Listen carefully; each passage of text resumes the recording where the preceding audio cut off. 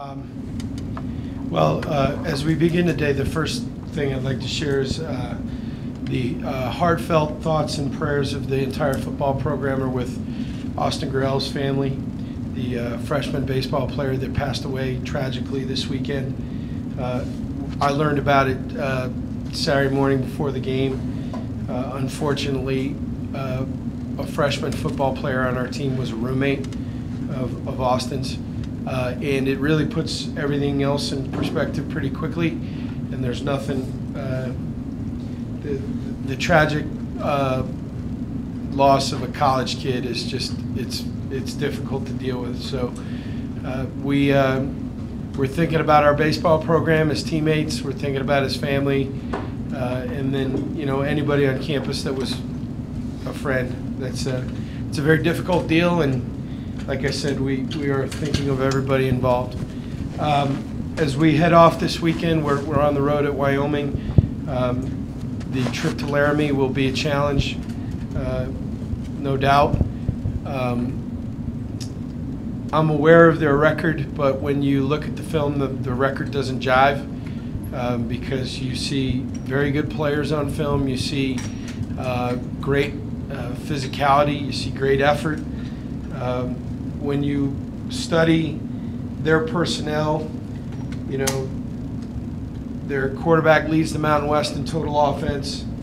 He leads the league in passing. Their running back, Brian Hill, is second in the league in rushing yards. 2 receivers in the top 10. I mean, there are players now, there's no doubt, and the numbers bear it out. So they certainly have our attention. They certainly have my attention, and you know, we're a 500 football team. We can take nothing for granted. Every game for us is a battle. So I expect nothing less. I think when you look at their season as a whole, and I can sympathize. I have felt this way at times.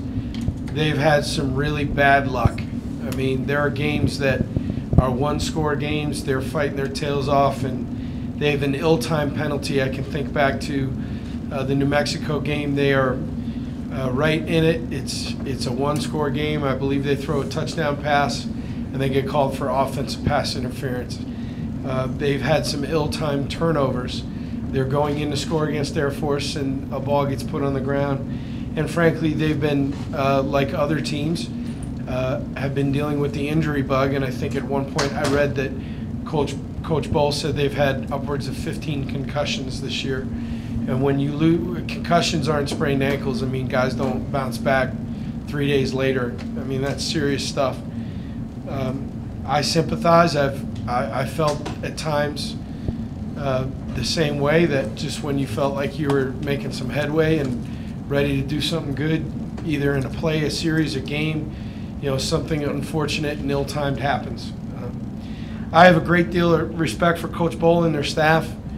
We've gotten to know them a little bit. Coach Bowl and I have spent some time together. He's a really good man. He's a fine football coach, a national championship winning football coach, and I can see signs of Wyoming headed in the right direction. It just hasn't come to fruition quite yet. Offensively, multiple personnel groupings. We're going to see 2 tights and a fullback. We're going to see 21 personnel, 2 wideouts, a fullback, and a tight end. We'll see 2 tight ends and a tailback, 2 wides. I mean, they're very multiple. The one thing that sticks out, though, is they are dedicated to running the ball. And if, you know, Hill is a very, very good player.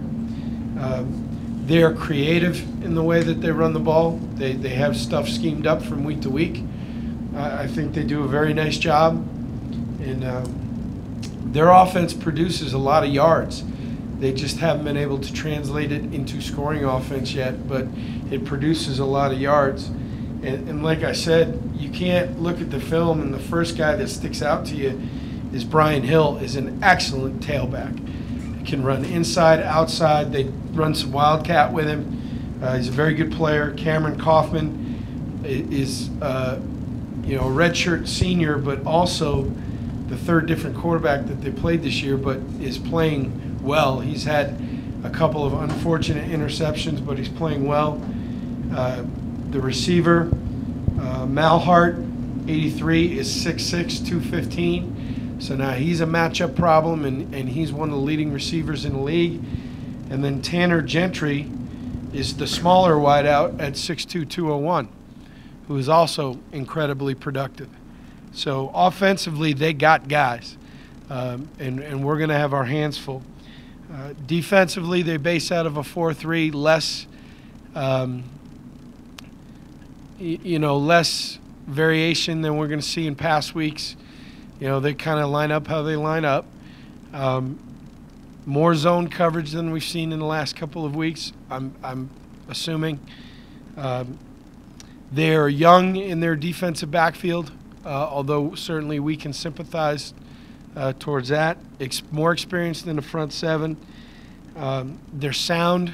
You don't see a lot of just flat busts where somebody had their eyes in the wrong place and and offensive players running scot-free down the field. That doesn't happen. They are physical. They throw their bodies around. They hit people. And they got some guys on defense that get your attention. The first one being 55, Yarborough, 6'3", 250-pound senior, very good defensive end. Waka or Wacha, however you say that correctly. Waka, sorry. Didn't realize there was a pronunciation key on the depth chart. Could have helped myself there. 6'1", 214 linebacker. It's my understanding he took a shot in the Air Force game. I don't know if he's going to be available for us, but he's a very good player. And then, Wingard in the defensive backfield is like us. They're starting a true freshman, and he's second on the team in tackles and a good player. They have a guy by the name of DJ May who's averaging 32 yards per kickoff return. So we've spent a lot of time talking about trying to win in the coverage units and how important that's going to be for us. And we're going up there ready for a fight. We know it's going to be a battle, and that's what we're preparing for. We expect that it's going to be a very physical game as well. They're going to try and run the ball. We're going to try and run the ball. This game might be over in an hour and a half. So with that, we'll take any questions. So more on Hill. How much have you seen him improve from last year? I think he's already run for as many yards that he did all last season. I didn't see a ton of film on him last year because we didn't play them, so whatever I saw in crossover. But he got our attention last year thinking, boy, that guy's a really good back. And then I've watched every game they've played this year, and he is multi-dimensional. He can take an inside zone and bounce it and be fast enough to circle your defense. And he's also a very physical guy that will pound it up in through the A and the B gaps and run and make people miss, break tackles. So he's improved immensely, and he's a very, very good player. I know the run defense has been kind of an Achilles heel the first part of the season. How have they progressed, especially coming off the win over? Well, it's not apples to apples because the New Mexico offense is so unique. I mean, defending the triple option and then defending a team that gets into 22 personnel and uses a fullback are completely different. But there's no doubt stopping the run is our first priority this week going into the game, and we need to show continued improvement. You had to have that conversation with the team of don't look at their record, or the guys kind of know what's going on. No, it's the first thing we talked about. And specifically with the defense to be able to show them the Mountain West statistics to this point and be able to point at all the statistical leaders on the Wyoming offense. That ought to get your attention, and I think it has gotten our defenses. Might sound weird, but as a coach, do you hate going into a game like this where the team is winless and they're due and they're better than? It just is what it is. I don't really give much thought to that part of it, other than the fact that I really truly believe this team's better than their record says they are, at least personnel-wise. And they're playing. They haven't quit. I mean, that's the one thing you can look at the film and know that the coaches are doing a good job, because these guys are still playing really hard, and that is a sign that they have bought in and that they're listening to the coaches and still working at it. Have you had a chance to review kind of what the two guards did in the last games he had, and Darren? I know you were impressed with them after the game, after you looked at the film and stuff. What was your takeaway from their performance? That there were very few mental errors, which was very good. You know, all the check with me that we did at the line of scrimmage and the up-tempo stuff that we did, they handled very well. I thought both guys played very good for a first performance, but like I reminded them and frankly the union in general Monday morning, was that one game does not a season make, and that it was a very good first step, but we have to remember why we played well, and that was our attention to detail and the way that we prepared and practiced, and that we need to continue to try to improve. Offensive line depth was a concern going into the season. Seeing some of the second and third guys come in now, do you feel a little more comfortable with that group and the depth that they've got? Yeah, I'd feel better if the starters weren't hurt. I mean, depth is still an issue. I mean, they're in there for a reason. If we could get McCauley and Engelmeyer and Corey back, that would make me feel a whole lot better. I mean, we're 2 sprained ankles away from you playing at guard, so that's not good. So I feel good that younger players have gone in there and played well, and that's encouraging, but depth is still a concern until we get everybody back healthy. What is the status of McCauley and Engelmeyer and Corey? McCauley's getting closer. Engelmeyer is still probably week to week, and Corey's probably still a little ways away. The way the team bounced back last week and kind of put the UNLV game behind them. Very. I was very proud of them. I was very proud of the way that the assistant coaches handled their position groups throughout the course of the week, and very proud of the way that the players were able to bury that disappointment and move on from it and go out and play a complete complementary football game. You know, I think we learned a little something about our team now. Hopefully we can continue to do that. We have to bury the New Mexico game. It is buried. I mean, we've already had practice too this week. So not only do you have to be able to set aside the disappointment, you have to be able to set aside the excitement as well, and understand that we play 12 one-game seasons, and right now our only goal, our only mission is to be 1-0 at 7 o'clock Saturday night.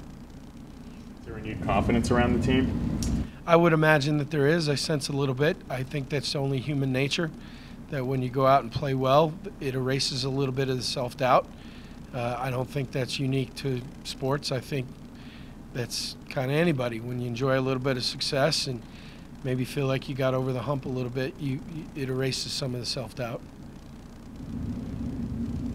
You're 5-2 on the road in your last 7 road games. What have you liked about the approach this team has taken on the road over the last couple years? I think we really do a good job of hunkering down and creating a little bit of a, us against the world mentality.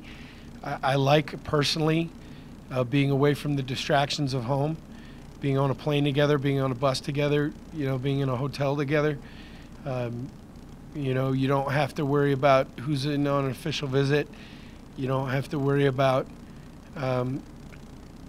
you usually don't have to worry about tickets and all the stuff that comes along with a home game. I enjoy being on the road.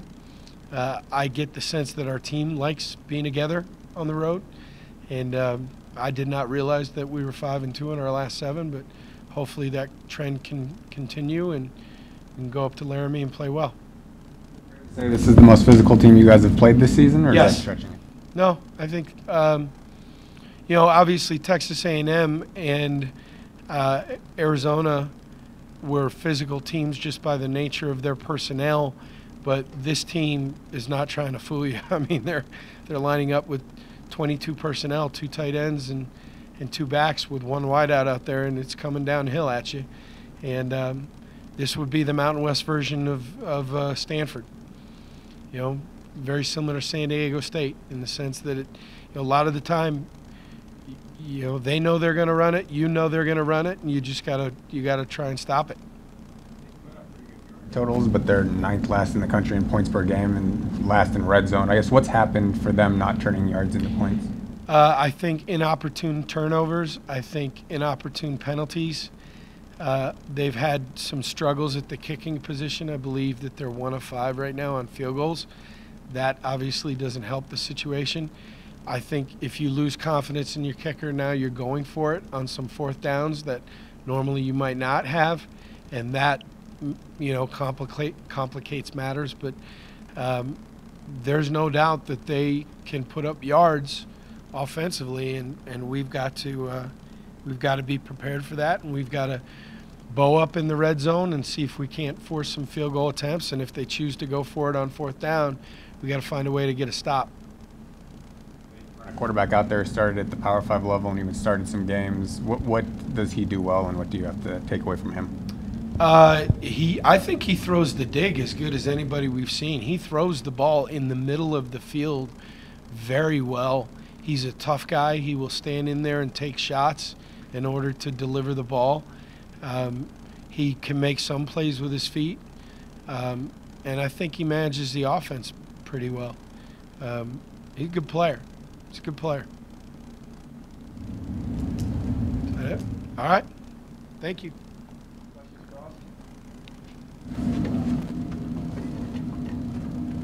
What did you think of the guard play this last game?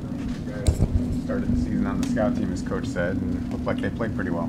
Yeah, they really impressed me through the week. They're both getting reps at left guard before Joey went down, and I was out there kind of talking them through what to do, what to expect, and seeing different blitzes with their New Mexico's high blitz defense. And just through the week, I saw the progression of both of them just escalate. They really rose to the occasion and did what they had to do, and just kind of showed that this is the Union, and we're going to do it, and we're going to grind things out, and it doesn't matter who's in there, but we're going to roll, and that's what we do. You see an extra bounce in their step or more confidence this week in practice, knowing that they played well last week and can do it? Yeah, they're both young guys that haven't got much experience before, and going through their game last week, they coming in watching film, they're you can just see there's a little difference in their mindset, difference in how they're carrying themselves, and and it's good for them. That's what they needed, and so be another challenge. It's a different type of defense this week, and having that confidence that they gained from this last game is going to help them immensely, and it's what we need, and we're just going to have to attack Wyoming, and these two guys are going to be able to get the job done. You guys digged up some stats about how Don and James are the only 2 running backs on the same team averaging at least 94 yards per game. I guess, what does that mean to the offensive line to see 2 of your backs succeeding at such a high level? I didn't hear about that until this morning, and when I heard that stat, that kind of made me feel great about the offensive line. And there's certainly games that we're doing things that are okay, we would have strained for another second, 1 or 2 more steps on this block. They would have scored and broke more yards. So I kind of think of it as, okay, well, we did that when we're playing this way. Imagine if we keep straining and keep doing what we're doing and raise it to a next level. Imagine they're averaging both averaging over 100 yards. It'd be pretty cool to have both backs do that. Both run pretty well and physical. I guess, what have you liked from what they've given the team in the running attack this season? Both these guys, Don and GB, are running harder than ever, and they're not afraid to attack someone, run directly into them, and that makes us feel great, because that gives us the energy and the confidence that we know that they're going to run hard. We know that they're going to break those safeties tackles. As long as we get them to the secondary level, then we're fine. So we think, okay, these guys are going to get the job done. It's on us to get them to the second level so they can do what they do. Similar backs from your viewpoint, or I guess, how do they differ? Yeah, I don't really notice when I just see something run by me. I often don't know who it is, but I just watching film. They're both just breaking tackles left and right, and they're straining, pushing, moving their feet in piles, and they're always falling forward for that extra couple yards instead of falling backwards. And it just doesn't matter who's back there. We'll block for either of them, and we're going to make sure they're getting to that second level. If Wyoming was undefeated, there'd be a lot of talk about giving them their first loss. How important is it to kind of disregard the fact that they haven't won a game? Just watching film, like Coach Polian says, it doesn't make sense how they're 0-6. They got real good defensive front. They're physical. They come down and they're going to be smash mouth defense. It's going to be a lot more physical game than we've seen pretty much all year, and we have to attack them like their 6-0 team. They play hard the whole game. They don't quit. They're coming after you every play, and that's something we have to notice and be able to attack them and, you know, not take them for granted just because they don't have a win yet. After the win last week, does the team as a whole, I guess, have a renewed sense of confidence? Yeah, definitely. You know, coming off a loss to UNLV or anyone for that fact, it's tough. You know, wins are hard to come by in college, but you know, there's just times you watch film and you're like, yeah, we should have won. We should have made more plays and come out of this game. It was a great team win. You know, defense, they did their thing all night and, you know, stopped such a threatening offense that triple option and all that New Mexico does, and that kind of helps us out with this next week. You know, defense has this confidence that if they can stop all that junk and all the trash that New Mexico is bringing in their offense, then, you know, a base team, you know, it's going to run downhill, and we should be able to do the job. And same thing on offense. You know, New Mexico, they blitzed and brought a bunch of different stunts and twists almost every single play. And now Wyoming, it's a lot of that pressure is backed off, so we're seeing the same fronts pretty much the whole time, and we're going to have to attack it. And we know if we can handle all that trash like we did this week or last week, then we're able to, you know, handle a base defense. We should be able to attack it and run for a lot of yards.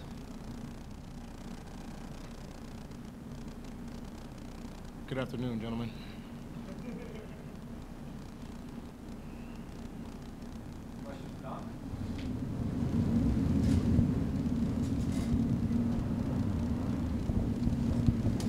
The defense, how is it different than New Mexico's? I mean, it seems like it's more just straightforward, tough guy kind of stuff rather than, you know, all these blitzes and stunts. Yeah, they stay at home. We look on paper, the blitz percentage is dramatically different. It went from 67% to 20%, so it's a dramatic change as far as movement up front and stuff like that.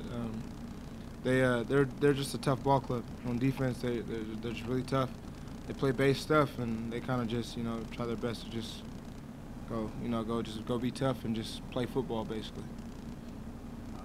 Your guys dug up the stat that both you and James are averaging 94 yards or more, the only team in the FBS to have two guys to do that. I guess, what does it mean to you that both of you guys are having success so far this season, kind of, you know, trading that off? I mean, it goes to show you how good, I guess, the offensive line is doing, and how Rolo is, you know, finding a way to dial things up to where, you know, it works in our favor. So it says a lot. It just says a lot about just how good we've turned the page as an offense. So we just want to keep building on that. I like hearing things like that. So now we see how good we can be compared to everyone else, and just hopefully we can just be able to keep that thing going. A running back who basically takes 30 carries a game, carries almost all the load. How does it help you to have another guy beside you who's of the same caliber and maybe keeps you a little bit more fresh? It does wonders.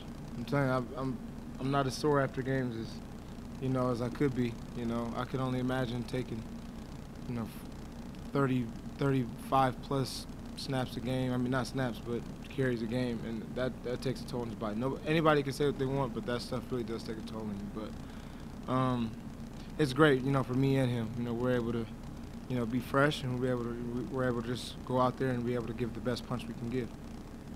You're a pretty selfless player in that you don't look at your carries as your first stat, which is maybe unlike a lot of running backs. When did you get that mentality about, whatever is best for the team? I started in my junior college, I guess, because, I had somebody in the back. I had Aaron Wembley, who was in the backfield with me, and we actually had three guys in the backfield. And I think it's just, when I just look at things that are more important, in high school, I've been there. I've been there when I've had 2,000 yards rushing on a 3-17. And I would have traded 1,000 of those yards for wins, and that's just the reality of it. I would really do that. So, because at the end of the day, it doesn't really matter how good I do. Nobody's gonna respect you if you guys don't win. You know what I mean? So, at the end of the day, my goal is to win. So that's why I think I come off as selfless about it, I guess. Obviously, every defense you play knows that you guys want to run the ball. To be able to do what you did last week, 350-plus yards with the defense knowing that, what does that say about your guys' offensive unit?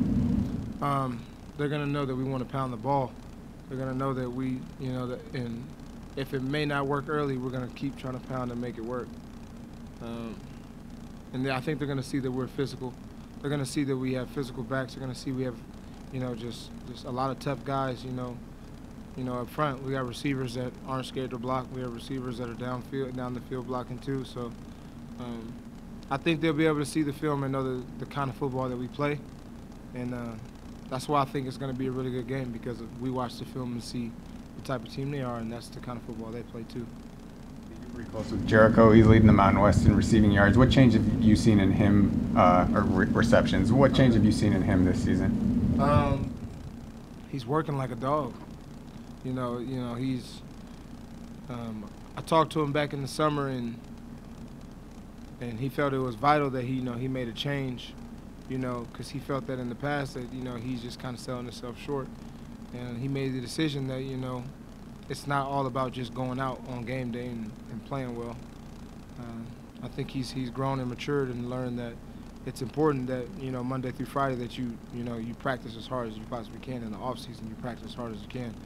And he's taking advantage of that. He's taking full advantage of that. So anybody can vouch for it. He goes when he's out in practice now. He's finishing 15, 20 yards down the field. He's some balls that maybe could be overthrown. He's trying his best to go get them. He's just trying to become a better player.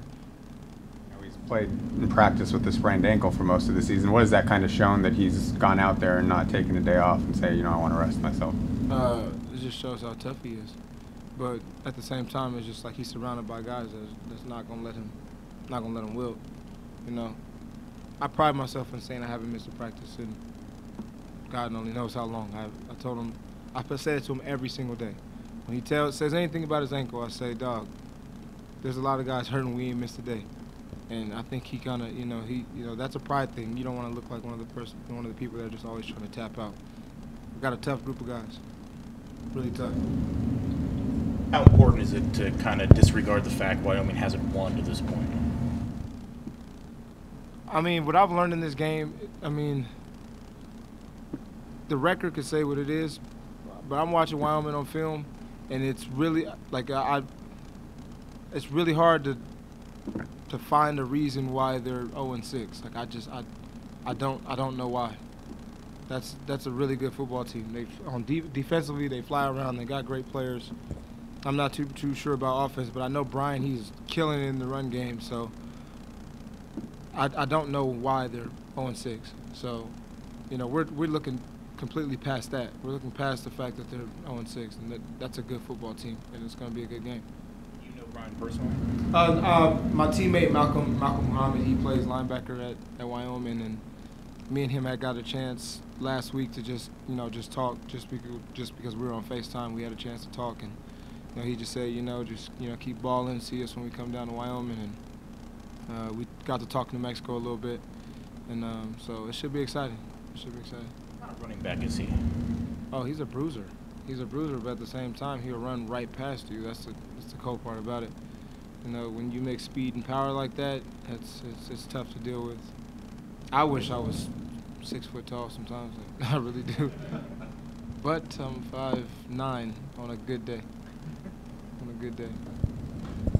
How much did the win over New Mexico do for the guys' confidence on the team? It did wonders, man. I don't want to say that, we won and everybody got crazy confident. I think it opened up everybody's eyes that, when we play a complete game and when we're clicking on all cylinders, it could be something really special. The sky's the limit that's how I feel. When special teams, offensively, defensively, if, we're all clicking together, it could be something really good. We can be doing something really great this year. What do you think that game did for the Union's confidence? Do you think that kind of made them have some confidence going into this next week? Yeah, it did. I think a lot of people, they were getting a lot of noise after the UNLV game, and I'm just proud of the way that they handled it. And now I think the sense of the union kind of got taken away from them a little bit after the UNLV game. They kind of like, that's just how they walked around for a second. They kind of felt like, something was stripped from them. And, that's, hats off to Austin Corbett. He just didn't allow his guys to put their head down. He didn't allow it. And he sees the potential in the offensive line, and, him and Coach Hud, and he was every single day at practice, being vocal, being positive, being a really good leader. And he expressed that, this could be the union that we're supposed to be. And, guys stepped in and filled in roles, and, and they all helped each other. And I think now they understand how good they can be, and that should give us some momentum moving along. Were you impressed with the way that Ziad and Darren played, first starts, and to have a game like that? They played fantastic. They played fantastic with the moment, with, preparation. I went into the building at, I think, maybe 10:30. I went to go pick up some film so I can, watch it by myself at home. And I'm in there, and I walk in, and I see Etch and Ziad in the building at 10:45. Just those two studying film. And this is before Etch knew that he would play. This is the day before Joey, went down. So, that just goes to show you, when you prepare, it takes you a long way. Those guys were preparing the right way, so when they got onto the field, things were easy. Even in the game, when I missed a read on a run play, I don't know how Z knew, but Z was like, you should have went this way because that's where it was at. I'm not knowing that I wanted to go back to the film room, and what do you know? Z was absolutely right. I missed a run fit just because, of my body angle, and I couldn't see it. And that's something he's seen, but it just shows you how much of a student of the game he's become.